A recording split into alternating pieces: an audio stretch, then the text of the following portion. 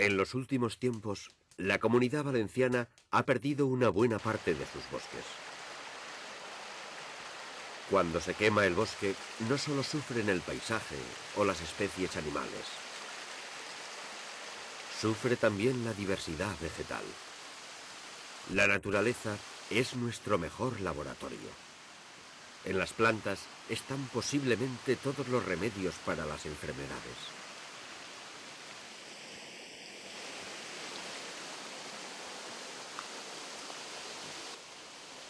Nos encontramos en una herboristería.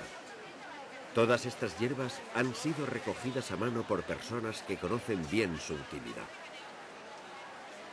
Personas que han sabido conservar una forma de ser y de estar en el mundo que se está perdiendo. Que conocen la utilidad de las plantas y pueden usarlas para sanar. Saben que las hojas de amapola hervidas son útiles como tranquilizante y para conciliar el sueño. Saben que el aloe tiene utilidad como tónico digestivo y para abrir el apetito. Saben que la flor del azahar contiene una sustancia relajante. Su conocimiento sin duda es antiguo y se remonta a los primeros hombres. Aquellos hombres que comenzaron a entender la naturaleza y a valerse de ella. Así debió suceder en los albores del tiempo en la Comunidad Valenciana.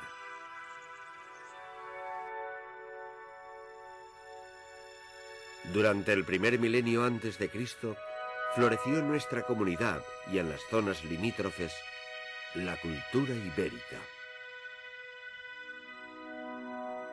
Apenas tenemos noticias de la medicina de los íberos o sobre sus conocimientos en relación a las hierbas medicinales.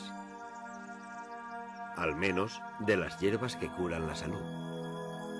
En cambio, recientemente hemos aprendido cosas inquietantes sobre el uso que aquellos antepasados nuestros hicieron de las hierbas. Pero no para la vida, sino para la muerte. Y sin embargo, no se trataba de plantas para dar la muerte, sino para dar vida al difunto. La memoria colectiva se ha olvidado de aquella planta. La tradición no se ocupa de ella, y no es posible hallarla en los herbolarios. Tal vez porque su uso estaba vinculado a una fe antigua y ya perdida, y a unos símbolos que se han disuelto para siempre.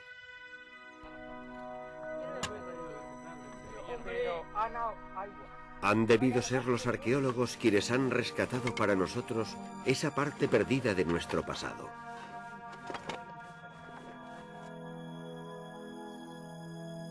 Viajaremos en busca de esa parte secreta, en un viaje que nos llevará muy atrás en el tiempo, hacia el mundo de mitos que envolvía la vida de nuestros antepasados.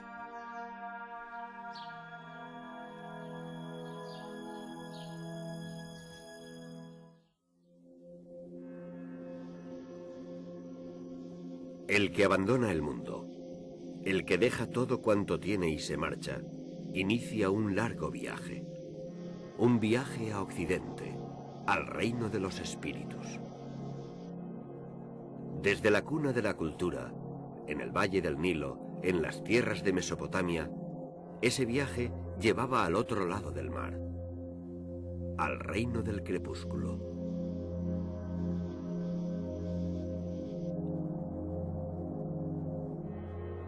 Como en todo viaje, el difunto necesita alimentarse. ¿Hay rastros de una comida especial de los difuntos? ¿Algún alimento puede sustentar el espíritu errante? Cuando los arqueólogos excavan un sepulcro prehistórico, Junto al cuerpo suelen encontrar recipientes. ¿Qué sustancia contenían? ¿Hay algún alimento que podamos llamar la comida de los difuntos?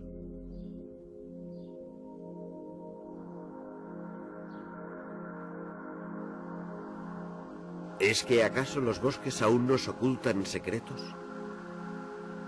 ¿Hubo alguna planta, alguna raíz, algún fruto cuyo conocimiento hemos olvidado?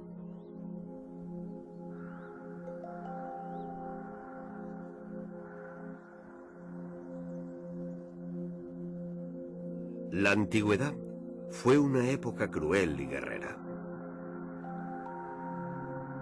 La cerámica de la Comunidad Valenciana nos ha dejado un ejemplo único de las costumbres guerreras de nuestros antepasados.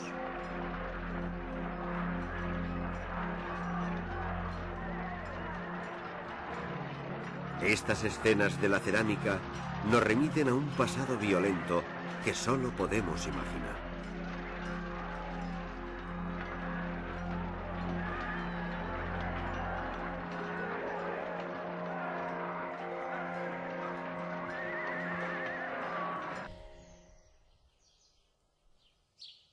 Nos encontramos en el monasterio de San Miguel, sobre la ciudad de Llíria.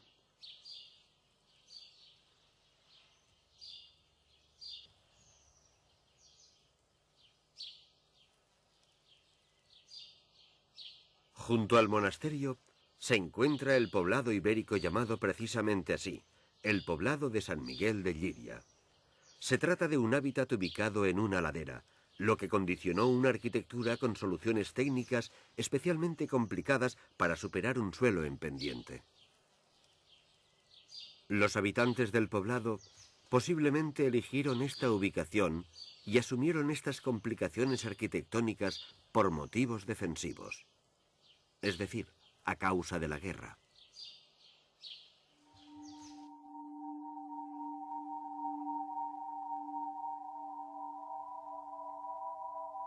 La arqueología, que nos ha revelado la existencia de este poblado, puede contarnos hoy una extraña historia.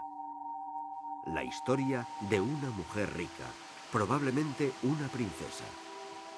¿Quién sabe si una mujer que fue a la guerra? La guerra se resolvía a menudo con la victoria, otras veces con el fracaso, la otra cara del heroísmo.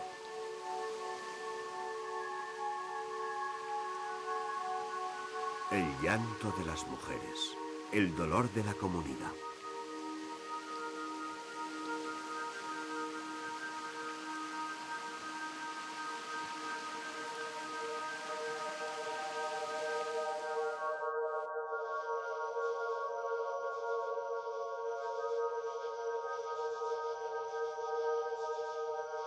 Un guerrero abandona el mundo. Se dirige a un largo viaje, lejos de los suyos, hasta encontrar a algún dios bueno que lave sus heridas, en el país donde no hay dolor ni tristeza.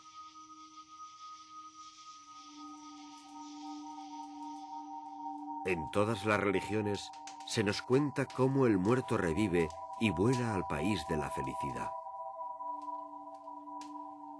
El cuerpo se transforma en un cascarón vacío. ¿Cómo se verifica este paso? ¿Cómo se desprende el alma del cuerpo? ¿Cómo se la pone en camino, en el largo camino hacia el reino de los espíritus?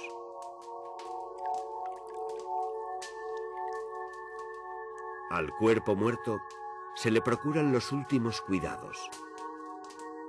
Pero la preparación del cadáver no es más que una intervención sobre la materia. Es el espíritu el que iniciará el viaje. Es el espíritu el que ha de ser preparado y aleccionado. Y para ello son precisas las palabras de un hombre sabio, los rituales de un sacerdote y en ocasiones la intervención de ciertas plantas y ciertos alimentos.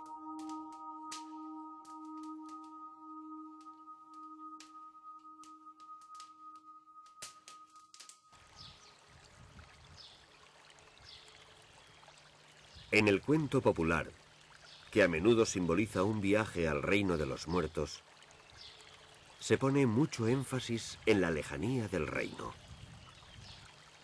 El héroe habrá de ir al borde del mundo, al más lejano de los países, y pide que le den un calzado especial y también alimentos especiales.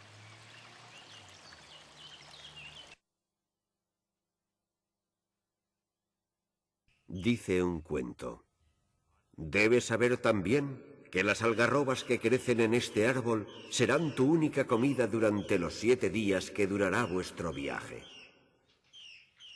Porque mientras estés en esta cueva, será tu espíritu el que necesite sustento y no tu cuerpo.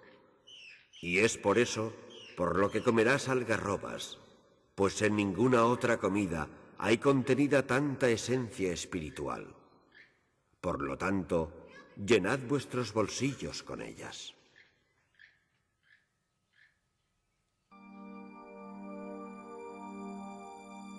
La granada, que fue objeto del arte ibérico y que el mito griego pinta como la comida de los difuntos, pudo ser utilizada en los rituales funerarios del mundo ibérico.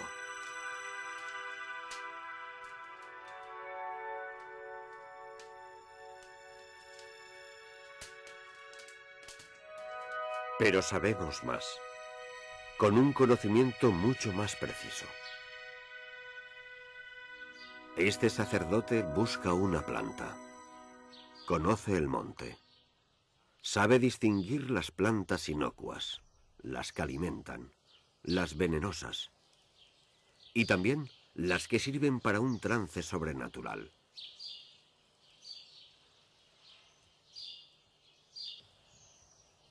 ¿Puede decirnos la arqueología a dónde fueron a parar aquellos bulbos vegetales que arrancó el sacerdote?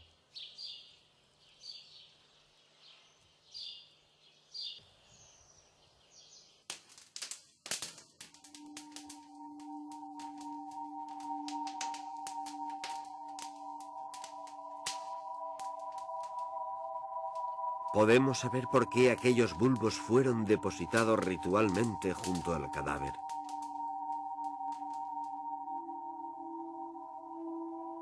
Por regla general, mientras los poblados son pobres en restos, las necrópolis nos ofrecen materiales mucho más numerosos y mejor conservados.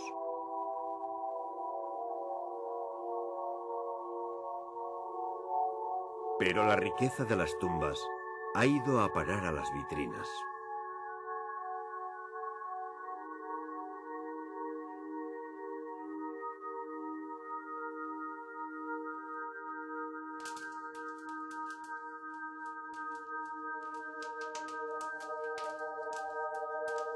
Al difunto se le ofrendaban regalos para que le acompañaran en el más allá, a menudo de una riqueza singular.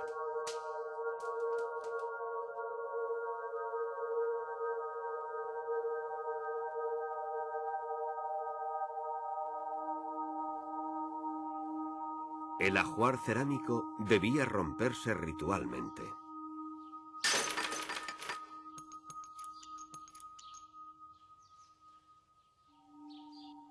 También se inutilizaban las armas del guerrero. Las espadas de hierro se deformaban. Las lanzas se doblaban.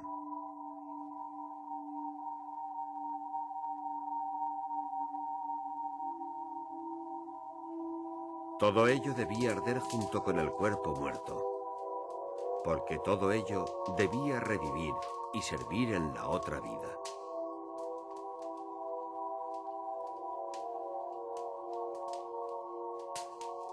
La cerámica, una vez rota, se arrojaba a la pira funeraria.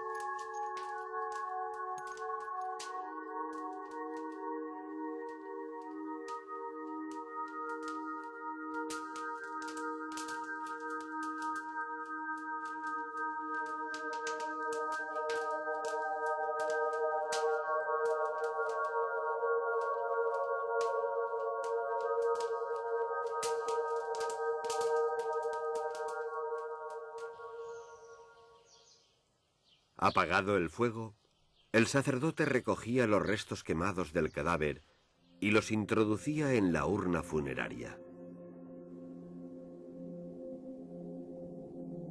Estas urnas, que contenían la ceniza de los difuntos, son las piezas más abundantes de los museos. Los regalos eran depositados en la fosa, al lado de la urna.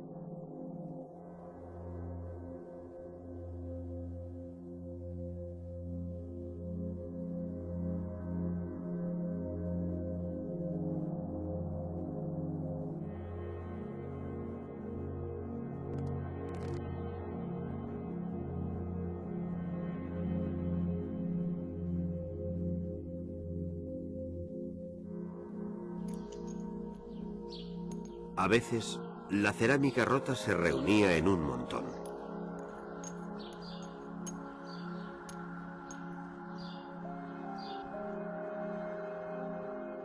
Los hallazgos de las necrópolis ibéricas son abundantes.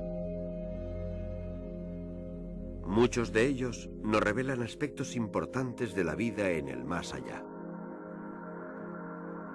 Pero otros hallazgos más humildes nos sumergen plenamente en el mito. O para trabajar aquellos que están trabajando como que el mismo registro que nos contaba Espera.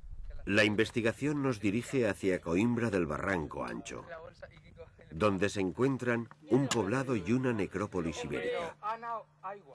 Los restos han sido datados en el siglo V antes de nuestra era por sus excavadores, los arqueólogos José Miguel García Cano, Virginia Page y Ángel Iniesta. Ponle aquí por dónde pasan. Claro. Para saber cómo están todas las tumbas. De entre las 70 tumbas, una era especialmente rica, la llamada sepultura número 70.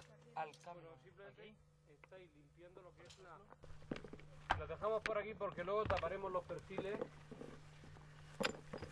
La que veáis que... Sobre ella se encontró un grandioso monumento funerario cuyos relieves parecen ilustrar las diversas fases de la vida del difunto. En su niñez, fue presentado a una dama que debía ser una sacerdotisa o una diosa. Esta presentación parece sugerir algún tipo de ceremonia de iniciación.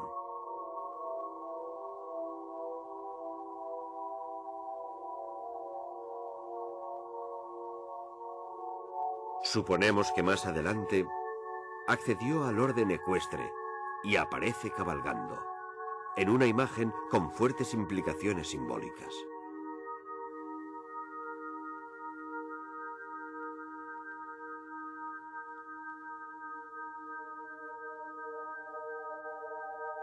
Las patas del caballo se apoyan sobre una paloma.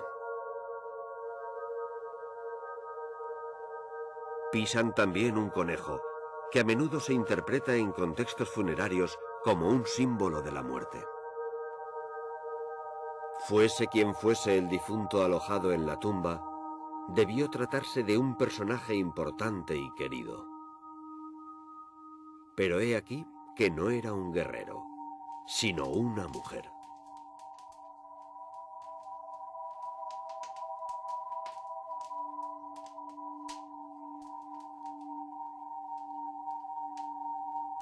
El ajuar que se le ofrendó a esta mujer era especialmente numeroso y rico.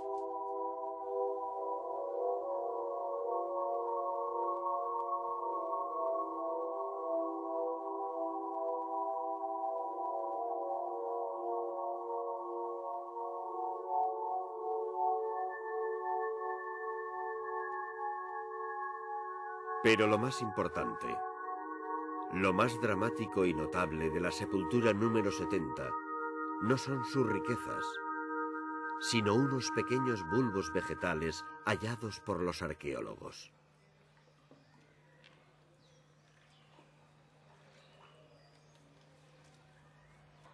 Lo que aquel sacerdote ibérico fue a buscar al monte era la planta llamada en algunas partes gamón, más conocida como asfodelo.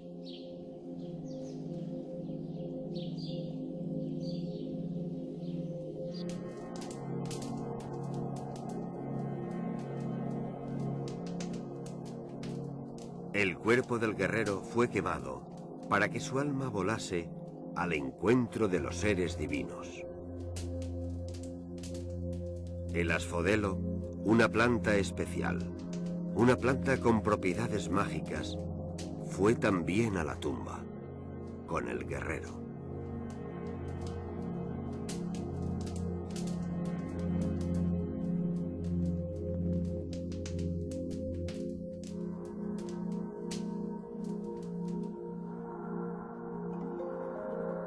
La Odisea se refiere también a la planta llamada asphodelo. Cuando Ulises visitó el reino de los muertos, cruzó por un paraje llamado los Campos de Asphodelos. Y la Odisea se refiere poéticamente al Hades, al reino de los muertos, llamándolo así, los Campos de Asphodelos. ¿Era esta planta el alimento de los muertos? ¿Ayudó el alimento mágico al espíritu errante del difunto?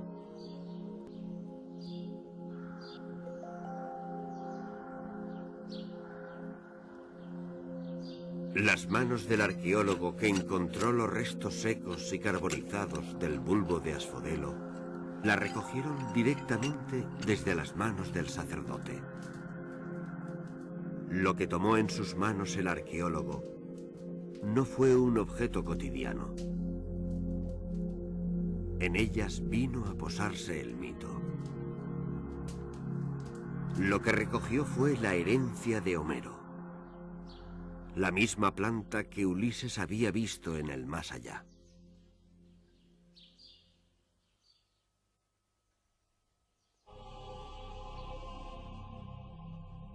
El alma salió de su tumba y voló a aquel reino donde nada perece, lejos de estas montañas, hacia el lugar donde el sol se pone en el horizonte.